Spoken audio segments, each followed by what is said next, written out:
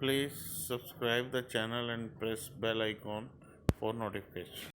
नमस्कार, स्वागत है आपका जी बिजनेस में। मैं हूं दीपक डोभाल और वक्त हो चला है आपकी खबर आपका फायदा का। अगर आपने फेसबुक पर अपनी डिटेल्स के साथ ईमेल आईडी या फोन नंबर भी डाल रखा है तो आपके लिए खतरे की घंटी है, क्योंकि 53 करोड़ फेसबुक यूजर्स के फोन नंबर से भरा डेटाबेस चोरी हो गया है और वो बिक रहा है। जी हां, हैकर्स टेलीग्राम बॉट के जरिए ये डेटा बाजार में बेच रहे हैं। एक इंडिपेंडेंट व्यक्ति हैं, स्कॉलर्स हैं, रिसर्च स्कॉलर, उन्होंने ये पता किया है एक आदमी के डेटा की कीमत जो बताई जा रही है वो 1400 रुपए के आसपास बताई जा रही है। और इस डेटा का क्या करेंगे? इस डेटा का इस्तेमाल फिशिंग के लिए हो सकता है, फ्रॉड के लिए हो सकता है, आपकी गाढ़ी कमाई पर सेंधमारी के लिए हो सकता है, आप पर शॉपिंग के विकल्प थोपे जा सकते हैं, आपकी प्रोफाइलिंग की जा सकती है, फेक प्रोफाइलिंग करके दोस्तों रिश्तेदारों से पैसे मांगे जा सकते हैं और पर्सनल चैट लीक करने के नाम पर आपको ब्लैकमेल भी किया जा सकता है। इसलिए इस खबर को हल्के में बिल्कुल भी मत लीजिएगा। आज के शो में हम आपको बताएंगे पूरा मामला क्या है, कैसे हुआ, कौन लोग इसमें इन्वॉल्व हैं, इसका खतरा कितना बड़ा है, डेटा लीक से बचना कैसा है, आपको सावधानियां क्या क्या बरतनी है, इन तमाम मुद्दों पर चर्चा। पहले ये रिपोर्ट देखिए, लौटते हैं खास मेहमानों के साथ।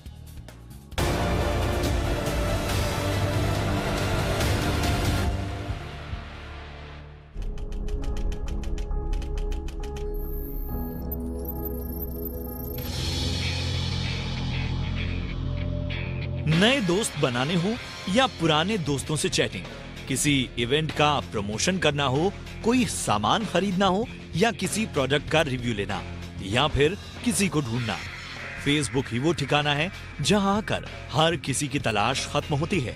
फेसबुक पर लोग एक दूसरे को आसानी से ढूंढ सकें, इसके लिए वो अपनी कई डिटेल्स जैसे ईमेल आईडी, ऑफिस का एड्रेस और मोबाइल नंबर तक डाल देते हैं।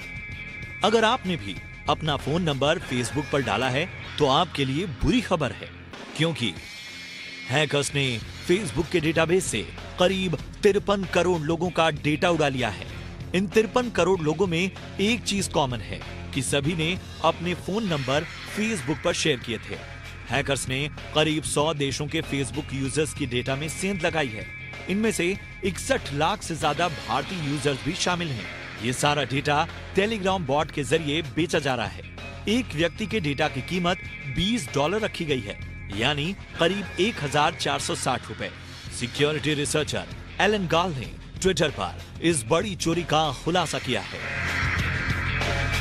अगर आप सोच रहे हैं कि टेलीग्राम बॉट या डार्क वेब पर बिक रहा फेसबुक का डेटा आपको कितना नुकसान पहुंचा सकता है, तो जान लीजिए इसके नुकसान तुरंत नजर नहीं आते, लेकिन लॉन्ग टर्म में ये काफी खतरनाक हो सकता है। हैकर्स यूजर्स का डेटा फिशिंग और फ्रॉड के लिए इस्तेमाल कर सकते हैं। फोन नंबर होने से यूजर को आसानी से ढूंढा जा सकता है। उसकी फेक प्रोफाइलिंग कर दोस्तों, रिश्तेदारों से पैसे से ब्लैकमेलिंग तक हो सकती है। यूजर्स पर शॉपिंग के विकल्प भी थोपे जा सकते हैं। यहाँ तक कि आपका राजनीतिक झुकाव किस तरफ है, आप वैचारिक रूप से किसे पसंद या नापसंद करते हैं, इसका भी पता चल सकता है। यही कारण है कि बहुत सी कंपनियां हैं जो यूजर्स के पर्सनल डेटा की मुंह मांगी कीमत चुकाने को तैयार बैठी हैं। Please subscribe the channel and press bell icon for notification. ये पहला मौका नहीं है जब फेसबुक यूजर्स के डेटा में सेंध लगी हो। इससे पहले भी 2019 में 42 करोड़ लोगों का फेसबुक डेटा चोरी हुआ था और 2018 में कैम्ब्रिज एनालिटिका के साथ 8 करोड़ 70 लाख लोगों का डेटा शेयर करने में भी फेसबुक की भूमिका संदिग्ध पाई गई थी। इसी मामले में भारत में जांच एजेंसी सीबीआई ने भी एफआईआर दर्ज कर जांच शुरू कर दी है, जबकि फेसबुक की शाखा व्हाट्सएप की संदिग्ध प्राइवेसी पॉलिसी के खिलाफ भी सरकार ने कड़े तेवर अख्तियार किए हुए हैं। कुल मिलाकर फेसबुक हो या व्हाट्सएप, डेटा की सिक्योरिटी को लेकर तमाम सवाल आम लोगों में चिंता पैदा कर रहे हैं। इस पर ठोस नीति कब बनेगी ये कहना मुश्किल है, लेकिन फिलहाल अपने डेटा की सुरक्षा के लिए जागरूकता और सावधानी ही सबसे बड़ा उपाय है। ब्यूरो रिपोर्ट, जी मीडिया। और जब भी इस तरह की खबरें आती हैं हम सबसे पहले आपको अलर्ट करने की कोशिश करते हैं, और जैसा कि हमने अपनी रिपोर्ट में भी कहा है, इस पर पॉलिसी कब बनेगी, इस पर सरकारें और जो कंपनीज हैं वो आपस में किस तरह से तालमेल बैठाकर जिम्मेदारी फिक्स करेंगी, रिस्पॉन्सिबिलिटी अकाउंटेबली फिक्स करेंगी, ये थोड़ा कहना मुश्किल है। फिलहाल अभी काम इस पर चल रहा है, थोड़ा सा सरकार अलर्ट भी हुई है, आगे इस पर काम चल रहा है, लेकिन जब तक ये नहीं होता है, कोई ठोस नीति नहीं आती है, तब तक एक्स्ट्रा अलर्ट रहिए। और अलर्ट रहने के लिए आपको क्या करना है, सावधानियां क्या क्या बरतनी है, वो भी हम आज के शो में बताएंगे। लेकिन थोड़ा सा मामला समझ लेते हैं, और मेरे साथ आज के इस चर्चा में दो खास मेहमान मौजूद हैं। हमारे साथ हैं अमित दुबे साहब, जो कि सोशल मीडिया एक्सपर्ट हैं, जाने माने। अमित जी, बहुत बहुत स्वागत है आपका। और हमारे साथ हैं विराग गुप्ता, देश के जाने माने साइबर लॉ एक्सपर्ट हैं। विराग जी, बहुत बहुत स्वागत है सर आपका। विराग जी, आपसे ही शुरुआत करना चाहेंगे सर। अभी तो हम देख ही रहे हैं, ये व्हाट्सएप की जो मनमानी प्राइवेसी पॉलिसी आई, उस पर अभी क्या घमासान चल रहा है। देर सवेर सरकार भी जागी, कोर्ट में जाकर बता रही है कि नहीं साहब, यूरोपियन कंट्रीज के लिए अलग नियम, हमारे लिए अलग नियम, गलत हो रहा है। कैम्ब्रिज एनालिटिका मामले में तो सीबीआई ने एफआईआर दर्ज की है, देर सवेर उसमें भी लग रहा है कि कोई ना कोई कार्रवाई होगी। लेकिन उसके बावजूद ये मामला सामने आ जाना कितना गंभीर है सर ये, और कितना हमें अलर्ट होना चाहिए इस प्रकरण के बाद? देखिए दीपक जी, सबसे पहले मैं आपको जी बिजनेस दोनों को बधाई दूं कि डिजिटल मामलों पे आपकी पहल के बहुत अच्छे नतीजे आ रहे हैं, चाहे लोन ऐप का मामला हो, चाहे डेटा लीक का मामला हो। हम लोग जब पिछली बार इस मामले पे बहस किए थे, उसके बाद 2-3 अच्छी बातें हुई हैं और जो आगे चल के जिसका प्रभाव पड़ेगा। पहली बात ये हुई कि पार्लियामेंट्री कमेटी के सामने जब फेसबुक और व्हाट्सएप की पेशी हुई तो उनको दो चीज़ें स्वीकार करनी पड़ी। पहला, उन्होंने स्वीकार किया कि 2016 से ग्रुप कंपनियों के बीच में डेटा शेयरिंग हो रही है, और दूसरा उन्होंने स्वीकार किया कि डेटा मोनेटाइजेशन हो रहा है।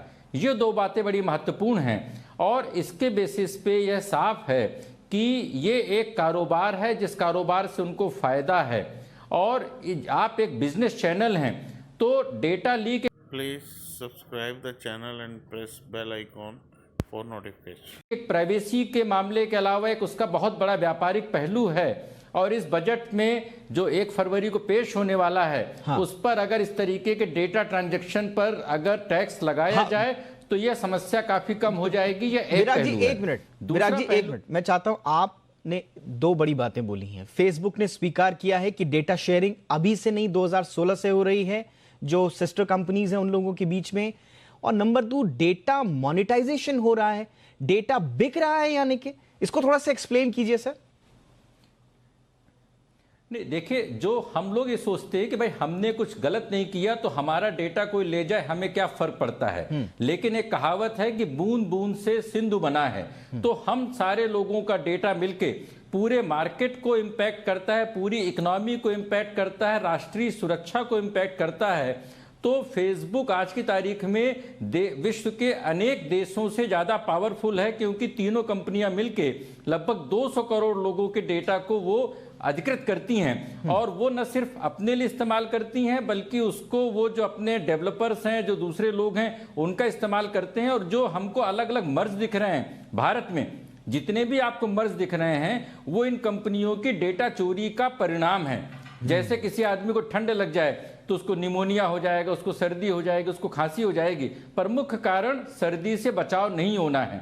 तो डेटा जो ये लोग जिसको बोलते हैं कि भारत जैसे एक संप्रभु देश का डेटा, और जो सरकार ने जब हाईकोर्ट में बोला कि यूरोपियन यूनियन में एक नीति, हमारे यहाँ पर दूसरी नीति, तो यह मैं मानता हूं कि सरकार की विफलता है। जब 9 जजों के जजमेंट में 2017 में आ गया कि प्राइवेसी फंडामेंटल राइट है, डेटा प्रोटेक्शन फंडामेंटल राइट है, तो उसको लागू क्यों नहीं किया जाता। और यहाँ पर भी सरकार की देखिए एक थोड़ी सी कमी है कि जब चाइनीज ऐप्स का मामला हुआ तो चीनी जो ऐप हैं वो भारत का डेटा विदेशों में बेचते थे, विदेशों में शेयर करते थे, उनको ऐप्स को बैन किया गया। इसका मतलब किसी कानून के तहत बैन किया गया होगा। उसी कानून के तहत अगर फेसबुक, व्हाट्सएप, किसी भी कंपनी के खिलाफ लगाम लगाई जाए तो डेटा की चोरी का, ब्रीच का ये गैर कानूनी कारोबार काफी हद तक कम हो सकता है। उसको मैं इस तरह से बोलूं कि अगर पाकिस्तान हमला करे तो लोग राइफल लेके नहीं निकलेंगे, सेना को मदद करनी पड़ेगी। इसी तरीके से बड़ी कंपनियों के डेटा ब्रीच से आम जनता को बचाने के लिए सरकार को आगे आकर के सख्त कदम उठाने पड़ेंगे। ठीक है, लेकिन आपने जो आज बड़ी 2 इंपॉर्टेंट बात बोली हैं, कि फेसबुक ने ये माना है कि व्हाट्सएप ने बेसिकली 2016 से फेसबुक के साथ डेटा शेयरिंग की बात को स्वीकार किया है, और दूसरा data is being monetised, data monetised है। इन दोनों बातों को पार्लियामेंट्री कमेटी के सामने माना है। अब ये तो स्वीकारोक्ति हुई उनके एंड से, लेकिन सवाल ये है कि इस पूरे प्रकरण में अमित दुबे, इस पर भी हम बात करेंगे, विराग जी से मैं थोड़ा सा डिटेल्स में और बात करूंगा, लेकिन अभी हम लगातार देख रहे हैं कि डेटा वल्नरेबिलिटी को लेकर फेसबुक, व्हाट्सएप कितने कटघरे में है, कितने आरोप प्रत्यारोप लग रहे हैं, उंगलियां उठ रही हैं। इनको तो एक्स्ट्रा अलर्ट हो जाना चाहिए था सर, और उसके बीच में इतना आसान है सर क्या कि ये इतने $500 बिलियन के ऊपर वाली मार्केट कैप वाली कंपनियां और डेटा कोई भी ऐसे एक्सेस करके चोरी करके ले जा रहा है और जवाबदेही कुछ नहीं, इतना आसान है सर क्या? दीपक जी, बिल्कुल आसान होता है हैकर्स के लिए, क्योंकि हर दिन कुछ ना कुछ 0 डेज वल्नरेबिलिटीज निकलती है और उसको एक्सप्लॉइट करके ये लोग अलग अलग सिस्टम्स को हैक करके डेटा निकालते रहते हैं, जो डार्क वेब पे अमूमन अवेलेबल होता है। फेसबुक जैसी कंपनी को हैक करना चैलेंजिंग होता है, पर होता क्या है कि फेसबुक अपना डेटा कई सारी थर्ड पार्टी और सेकंड पार्टी कंपनी से शेयर करती है, तो यदि उनके अंदर कोई वल्नरेबिलिटी मिलती है तो वहां से भी डेटा लीक होने के चांसेस होते हैं। अब यहाँ पर खास बात यह है कि हमें जैसे लग रहा है कि सिर्फ मोबाइल नंबर ही गया है। मोबाइल नंबर एक बहुत ज्यादा सेंसिटिव चीज हो जाती है यदि आपके फेसबुक आईडी के संग जो लिंक्ड मोबाइल नंबर है वो मुझे मिल जाए। क्यों? क्योंकि मोबाइल नंबर से एसोसिएटेड आपका हर इंफॉर्मेशन फिर मैं एक्सेस कर सकता हूँ, जैसे आप किस किस बैंक में आपके अकाउंट्स हैं, आपके ट्रांजेक्शन डिटेल्स भी मुझे मिल सकते हैं, क्योंकि ऐसी कई सारी कंपनीज हैं जो ट्रांजेक्शन डिटेल्स देती हैं लोगों के, क्योंकि वो आपके फोन से एसएमएस जो होते हैं वो रीड करके डेटा अपलोड करते रहते हैं। बहुत सारी एप्लीकेशन आपके फोन में होती हैं जो एसएमएस रीड करती हैं, तो आपकी जितने बैंकिंग ट्रांजेक्शन डिटेल्स हैं वो भी उन्हें मिल जाते हैं।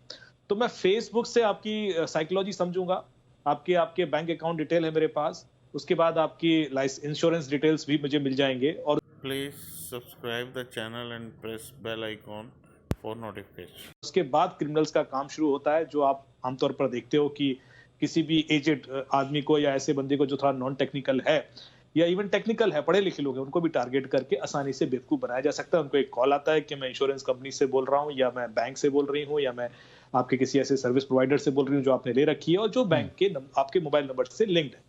इसलिए ये इतना ज्यादा सेंसिटिव है, जिससे हम ऑलरेडी इतना सफर कर रहे हैं इंडिया में आज के डेट में बिलियंस एंड बिलियंस डॉलर के लॉसेस हैं because of social engineering based crime जो आजकल हो रहे हैं, जिसपे फोन पर कॉल करके फिशिंग करके लोग अटैक करते हैं। तो इसलिए ये डेटा जो है अमित दुबे, इसका मतलब तो ये दोधारी तलवार है। पहले तो फेसबुक ही आपसे कहता है, बार बार आपको मैसेजेस आते हैं, बार बार आपको पॉपअप आते हैं कि अपना अकाउंट जो है वो लिंक कर दीजिए अपने मोबाइल नंबर से ताकि आपको सहूलियत मिले। तो ये तो पहला तो फेसबुक ही आपसे नंबर मांगता है। कुछ लोग होते हैं जागरूक जो बोलते हैं नहीं, आपको हमारी ईमेल आईडी है, हम आपके पास है, आपको नंबर का क्या करना है, मैं ऐसे ही अपना फेसबुक चलाऊंगा। वो लोग तो बच जाते हैं। चलिए फेसबुक के झांसे में नहीं आए। अब जो बच गए वो फेसबुक का इस्तेमाल करके डेटा की चोरी कर रहे हैं बाकायदा, और इसके लिए जिम्मेदारी किसकी होनी चाहिए? फेसबुक की होनी चाहिए। यानी कि आप तो फंस रहे हैं, नंबर तो आपका एनी हाउ जाना ही जाना है। बिल्कुल सही बात आपने पकड़ी है दीपक जी, क्योंकि आपको मोबाइल नंबर देना ही पड़ेगा, क्योंकि मल्टी फैक्टर ऑथेंटिकेशन आजकल मैंडेटरी ऑप्शंस दिए जाते हैं लोगों को कि भाई आप सेफ्टी के लिए आप मोबाइल नंबर लिंक कीजिए फेसबुक से, तो आपको वो देना ही पड़ेगा। और आपने वो दे दिया और वो लीक हो जाता है, तो फिर वहां से आपके जो सोशल इंजीनियरिंग बेस्ड अटैक है वो होना शुरू हो जाते हैं। तो आप तो दोनों साइड से गए। यदि आप नहीं लिंक करते हो तो बिकॉज आपका अकाउंट सिक्योर नहीं है वो हैक हो जाता है, और यदि आप लिंक कर देते हो तो आपका अकाउंट भले ही सेफ हो जाए, आप हैक हो जाते हो, आपका बैंक अकाउंट हैक हो जाता है। तो आप बिल्कुल सही पकड़ा आपने कि ये जो डेटा है जो फेसबुक के थ्रू जा रहा है ये इतना सेंसिटिव है, और इसके लिए मेरे ख्याल से यदि आज की डेट में पीडीपी बिल होता तो बहुत हैवी पेनल्टी उनको देनी पड़ती है जो हमारे इंडिया का, क्योंकि ये इस वजह से काफी सारे इश्यूज आ जाएंगे। This has some serious. तो फेसबुक यूजर्स जितने भी हैं जो फेसबुक इस्तेमाल करते हैं उनसे रिलेटेड आज के लिए हमारा बड़ा शो है। उनके लिए खास तौर पर है एक इंडिपेंडेंट रिसर्चर हैं एलन गाल। इन्होंने अपनी फाइंडिंग्स में पाया है कि 533 मिलियन फेसबुक यूजर्स का डेटा बिक रहा है, 50 करोड़ से ज्यादा का, और उसमें से 60 लाख से ज्यादा भारतीय हैं। और टेलीग्राम बॉट के जरिए ये डेटा आपका बिक रहा है मार्केट में, और एक डेटा की कीमत 1400 रुपए के आसपास है इंडियन रुपीस में। अब इसमें किया जाए, इतना वल्नरेबल डेटा आपका और किसी के हाथ में है, आपके फ़ोन नंबर्स हैं और फ़ोन नंबर्स के ज़रिए जो आपकी दूसरी चीज़ें हैं वो पहुंच जाती हैं, उसके लिए किया जाए, कितना महत्वपूर्ण है ये, इसको समझने की हम कोशिश कर रहे हैं। विराग जी, मैं आपके पास आना चाहूँगा। आपने एक उसका जिक्र किया पार्लियामेंट्री कमेटी का भी, और हमें मालूम है कि गोविंदाचार्य जो कि आरएसएस आइडियोलॉग हैं, उन्होंने भी एक लेटर लिखा है निर्मला सीतारमण वित्त मंत्री को, जिस पे उन्होंने एक बड़ी महत्वपूर्ण बात कही है। उन्होंने साफ तौर पर कहा है, आपने भी उसका जिक्र किया अभी, कि बजट में इसका प्रावधान होना चाहिए कि डेटा ट्रांसफर फेसबुक और दूसरी कंपनीज के बीच में इस पर टैक्स लगना चाहिए। और मुझे याद है हमने जितने शोज भी आपके साथ किए हैं, आप इस बात को बड़ी इंपॉर्टेंस के साथ उठाते हैं, एम्फसाइज करते हैं कि डेटा क्योंकि संपत्ति हो गया है और अगर आप उसकी शेयरिंग कर रहे हैं तो उस पर टैक्स लगना चाहिए। मुझे बताइए सर कि ये आइडिया क्या है डेटा पर, क्या वाकई में टैक्स का आइडिया, ये तो थोड़ा सा आश्चर्यजनक भी लगता है, लेकिन क्या ये पॉसिबल है और इससे फायदा क्या होगा? नहीं, देखिए, पहले नंबर पे मैं बता दूं कि डेटा पर टैक्स कोई कबीलाई विचार नहीं है। अच्छा। यह विचार 8 सालों से है और 2013 में 14 में दिल्ली हाई कोर्ट ने इसमें आदेश पारित किए थे के.एन. गोविंदाचार्य की याचिका पर, और अब पूरा विश्व जागृत हो गया है। फ्रांस में, यूरोपियन यूनियन में, ऑस्ट्रेलिया में, तमाम जगहों पर फेसबुक, गूगल जैसी कंपनियों से टैक्स की वसूली या शेयरिंग चालू हो गई है। मैं इसके दो पहलू आपको बताता हूं। पहले नंबर पर जब भी ये डेटा शेयरिंग करते हैं या चोरी करते हैं या लीक करते हैं, उसके 3 पहलू हैं। क्योंकि उसमें कमर्शियल गेन के लिए करते हैं, इसलिए जो भी कमर्शियल गेन हो उस पर टैक्स लगना चाहिए, यह एक पहलू है। दूसरा पहलू यह है कि आपने डेटा लीक किया है, आपकी जिम्मेदारी है, इसलिए उसकी आपराधिक जिम्मेदारी है, जो कैम्ब्रिज एनालिटिका मामले में स्पष्ट हुआ। तीसरा, डेटा लीक होने से जिसका नुकसान हुआ है उसके लिए व्यक्तिगत और राष्ट्रीय क्षतिपूर्ति करने के लिए भारी मात्रा में इन पर जुर्माना लगाना चाहिए। ये 3 पहलू हैं। दिक्कत ये है कि इसमें नहीं विराग जी, 1 मिनट गलत नहीं है। विराग जी 1 मिनट, अगर आपने डेटा पे टैक्स लगा दिया तो कहीं आप, विराग जी, कहीं आप उनको एक अपर हैंड तो नहीं दे रहे हैं? वो कहेंगे कि भाई हम तो टैक्स देते हैं तो डेटा हमारा हुआ, हम चाहे जो मर्जी करें उसका। उससे क्या होगा, जब टैक्स लग जाता है तो गलत तरीके के इल्लीगल जो कारोबार हैं वो रुक जाते हैं। टैक्स में आपको अमाउंट बताऊं, आप अभी 1400 रुपए की बात कर रहे थे। जब please subscribe the channel and press bell icon for notification. Facebook ने व्हाट्सएप को खरीदा 2014 में, तो लगभग $19 बिलियन में खरीदा था, उसकी वैल्यूएशन थी।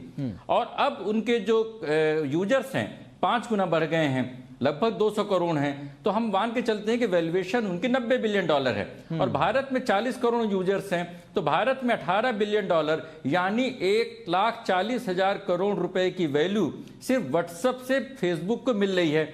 अब फेसबुक, व्हाट्सएप तो आपसे पैसे नहीं लेता है, लेकिन बदले में जिसको बार्टर सिस्टम बोलते हैं, वो आपको फ्री सर्विस देता है, बदले में आपका ये डेटा बेचता है। उस डेटा बेचने में राष्ट्रीय नुकसान क्यों होना चाहिए? इसलिए ये कोई प्रिमिटिव चीज नहीं है। जब पूरी इकोनॉमी डिजिटल हो गई है तो डिजिटल में टैक्सेशन तो लगाना ही पड़ेगा, लगाना पड़ेगा। अगर नहीं लगाएंगे तो हमारी अर्थव्यवस्था कोलैप्स कर जाएगी। ये हमारे राष्ट्रीय जरूरत है, ये कोई कानून की बात नहीं है। जहां तक न्यायपालिका की बात है, बड़ा दिलचस्प पहलू यह है कि सुप्रीम कोर्ट ने व्हाट्सएप मामले में 3 साल पहले एक संविधान पीठ का गठन कर दिया। उस पर सुनवाई इसलिए नहीं हुई कि सुप्रीम कोर्ट का मानना यह था कि 9 जजों की बेंच पर जो फैसला हुआ सरकार उस पर कार्रवाई करेगी। और अब दिल्ली हाई कोर्ट में एक याचिका अलग से आ गई, सुप्रीम कोर्ट में एक नई याचिका अलग से आ गई है। तो मुझे लग रहा है कि सरकार बजाय सुप्रीम हाई कोर्ट में जाके ये बोले कि व्हाट्सएप या फेसबुक यूरोपियन यूनियन के लिए अलग नियम मानते हैं, यहाँ के लिए अलग नियम मानते हैं, इसके बजाय सरकार नियमों को स्पष्ट करे। और अगर उन नियमों का पालन ये कंपनियां नहीं करें तो व्यक्ति या सरकार या समाज इन कंपनियों के खिलाफ कार्रवाई कर सके। बिल्कुल सही बात है। ये वाकई में देखना बड़ा दिलचस्प होगा कि इस चिट्ठी पर वित्त मंत्री निर्मला सीतारमण की क्या प्रतिक्रिया होती है। और वाकई में अगर ऐसा होता है, और जैसा कि विराग जी बता रहे हैं कि कोई ये प्रिमिटिव आइडिया नहीं है, ऐसा नहीं है कि आज हम पहली बार इस पर चर्चा कर रहे हैं। इस तरह के आइडिया जो है वो कोर्ट के सामने भी बताए जा चुके हैं और पब्लिक डोमेन में भी हैं। और अगर वाकई में डेटा शेयरिंग पर टैक्स इंपोज होता है, जैसा कि बताया जा रहा है कि फ्रांस में ऑलरेडी है, इटली में ऑलरेडी है, यूके में है, डिजिटल सर्विसेज टैक्स के नाम पर, तो अगर डेटा शेयरिंग में टैक्स इंपोज होता है तो कहीं ना कहीं अकाउंटेबिलिटी फिक्स होगी। एनीवे, मैं अब आऊंगा अमित आपके पास। फेसबुक की सफाई के बारे में भी ज़रा बात कर लेते हैं। इस पूरे मामले में फेसबुक ये कह रहा है कि जिन फेसबुक आईडी को 2019 से पहले क्रिएट किया गया था उसके बारे में ये ऐसा कुछ नहीं है, और ये बॉट जो है उनके बाद वाली आईटी पे काम नहीं करता है, आईडीज पे काम नहीं करेगा। तो अब हम सबके तो अकाउंट जो है वो 2010-11 से बने हुए हैं, इनफैक्ट बहुत सारे यूजर्स का, तो इसका मतलब हमारी पॉकेट कभी भी खाली हो सकती है। इसका मतलब ये है कि इनको पता है कि डेटा कब निकला, कहां से निकला, कौन सा वर्जन था डेटाबेस का, ये सारी डिटेल उनके पास है। हाँ। तभी वो इतना अश्योर्ड हैं। उन्होंने वो डेट आइडेंटिफाई कर ली है कि जो डेटाबेस गया है ये 2019 के पहले गया है और उस समय ये डेटा लीक हुआ है। हाँ। बात ठीक है। सवाल ये है कि अब जो फिक्स आ गया है, डेटा तो मेरा चला गया ना, और डेटा तो मल्टीपल तरीके से यूज हो गई। मैं अपना मोबाइल नंबर तो इतनी जल्दी चेंज करूंगा नहीं।